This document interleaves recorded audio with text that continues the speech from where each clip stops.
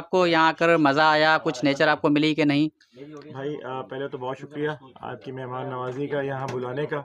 हम लोग कराची से पहले भी एक दफ़ा यहाँ आए थे, उसके बाद आपने फिर यहाँ पे जब कांटेक्ट किया, फिर हम दोबारा आ जाए और आपके साथ ये इस मैनग्रोव के जो जंगलात में पहले गाड़ी से वहाँ का ट्रैवल, उसके बाद 1 घंटे का ये बोट ट्रैवल करके यहाँ पर है। सबसे बड़ी चीज़ तो यहाँ पे जो खामोशी सुकून है ना, वो बड़ा कम आपको मिलता है। कराची में तो बिल्कुल नहीं मिलता। तो उस हवाले से और खूबसूरती के हवाले से फिर यहाँ पे लोग फिशिंग भी कर रहे हैं।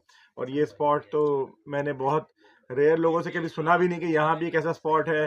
सिर्फ मेरे ख्याल से जो जो लोग मछली के पकड़ने के जो है ना शौकीन, वो शायद यहाँ पे लोग ज़्यादा आते होंगे। लेकिन ये बड़ा अच्छा एक मैनग्रोव के जंगलात के अंदर उन्होंने पूरा एक ये वॉकिंग ट्रैक ही बनाया हुआ है और पूरा लकड़ी से इन्होंने इस जंगलात के बीच के अंदर ये जो अच्छी अच्छी कोशिश है। और कराची वालों को आना चाहिए, इस तरह के टूरिस्ट स्पॉट और भी होने चाहिए जिसमें ये लोग आके कराची से यहाँ पे एंजॉय करें।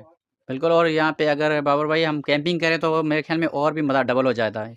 कैंपिंग करें तो भाई यहाँ पे जो रात का एक्सपीरियंस होगा वो तो बिल्कुल ही नेक्स्ट लेवल का होगा। सिर्फ हम होंगे और आसमान पे सितारे होंगे जी। और नीचे खाना पक रहा होगा और बस हम सो रहे होंगे। और ओके, कहीं थैंक कहीं थैंक से कोई सांप ना निकल आए बस। थैंक यू बाबर भाई।